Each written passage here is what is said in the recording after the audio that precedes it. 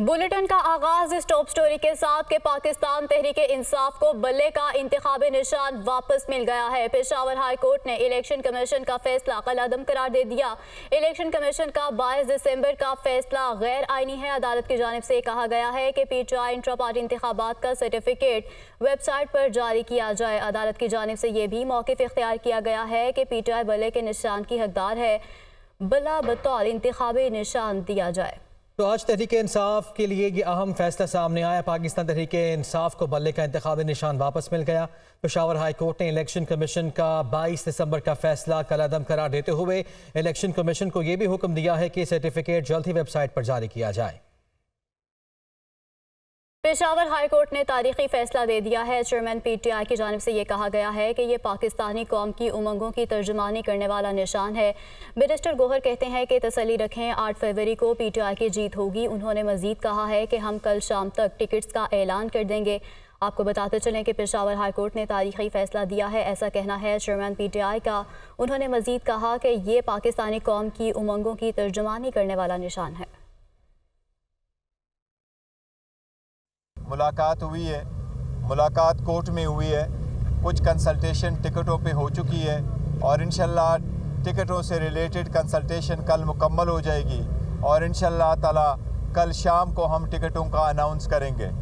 और उसके बाद पूरी कौम को और PTI के वर्कर, सपोर्टर और कैंडिडेट को मुबारकबाद देता हूँ कि अल्हम्दुलिल्लाह पेशावर हाई कोर्ट ने एक तारीख़ी फ़ैसला दे दिया और बल्ले का निशान हमारा रिस्टोर हो गया है।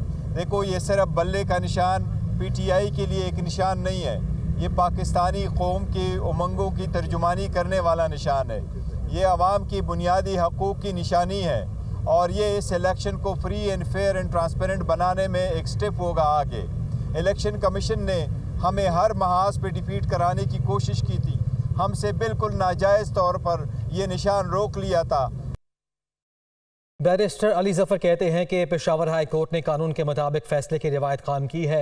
इलेक्शन कमीशन का फैसला कलअदम करार दिया है। PTI से बल्ले का निशान जबरदस्ती छीना गया था। PTI को अब ये इलेक्शन जीतने से कोई भी नहीं रोक सकेगा। इलेक्शन कमीशन को कोई इख्तियार नहीं कि किसी पार्टी को कलअदम करार दे। किसी पार्टी को इंतखाबी निशान देना आइन के आर्टिकल में पार्टी का बुनियादी हक है। उन्होंने क्या कहा, आगे देखते हैं। शुक्र है अल्लाह ताला का कि आज इंसाफ और कानून के मुताबिक जो पेशावर हाई कोर्ट की डिवीजन बेंच है, उन्होंने ये बात मानते हुए इलेक्शन कमीशन ऑफ पाकिस्तान को ये कहा है कि आपके पास कोई इख्तियार नहीं था इंट्रा पार्टी इलेक्शन PTI के जो आपने कलअदम करार दिए, इसलिए आप उनका जो इलेक्शन सिंबल है बैट, वो फ़ौरन वेबसाइट पे डालें। इसके बाद PTI को ये इलेक्शन जीतने से कोई नहीं रोक सकेगा।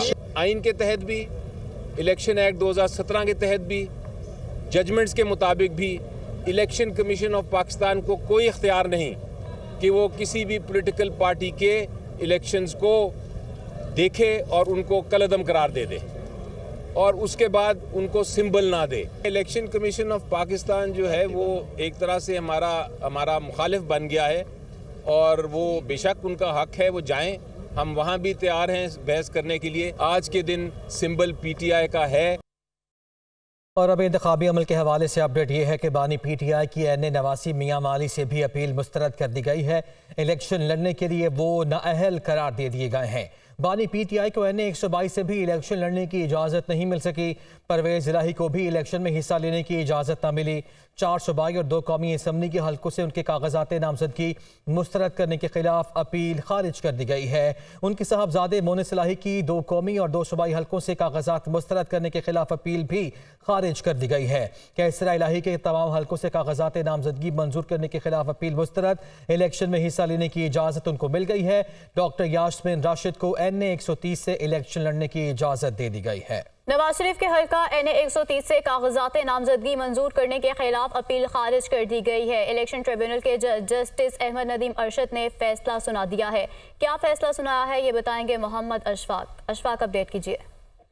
जी बिल्कुल, लाहौर हाई कोर्ट के जस्टिस अहमद नदीम अरशद ने बतौर appellate election tribunal Nawaz Sharif के हल्का NA 130 से कागजात नामजदगी को दुरुस्त करार देते हुए नवाज शरीफ के कागजात नामजदगी मंजूर करने के खिलाफ अपील को खारिज कर दिया है।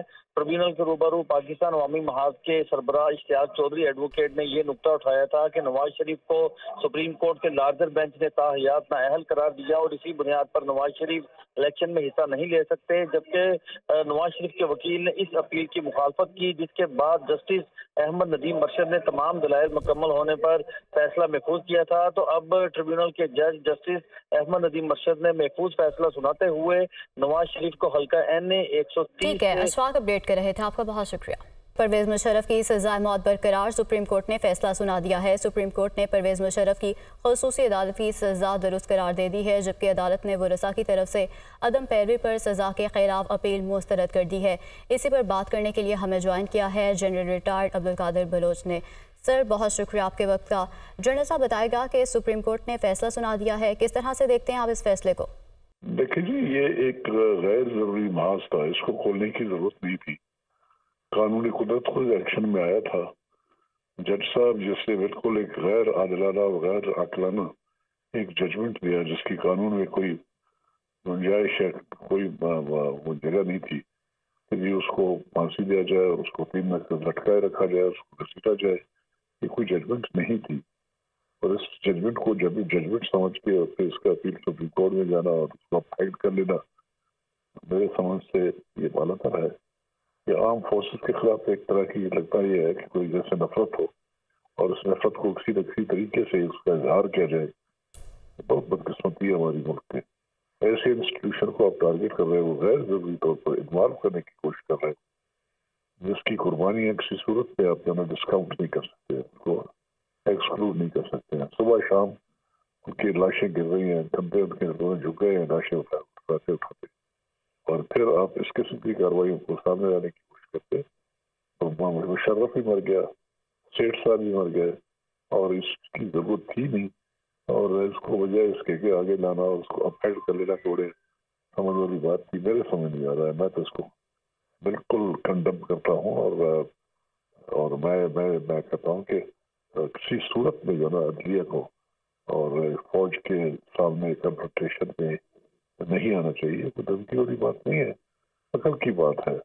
और वो ये है कि एक ऐसा इंस्टीट्यूशन जो हमेशा लास्ट आपका जो है लाइन ऑफ डिफेंस बनता है और लास्ट कॉल उन्हीं की तरफ जाती है जब भी कोई मसला हो, और उनके पीछे पड़ना और गैर जरूरी तौर पर ऐसी ऐसी चीज़ों को उछालना, सामने लाना, मीडिया का सब्जेक्ट बना देना, लोगों के कमेंट्स ले लेना और किसी से ये कह लेना कि बहुत अच्छा हुआ, ये कह लेना तो उनको अकाउंटेबल कराना चाहिए, ये करना चाहिए, वो करना चाहिए। ठीक है, हर मुल्क के अपनी हालात होते हैं और अपने तरीके होते हैं।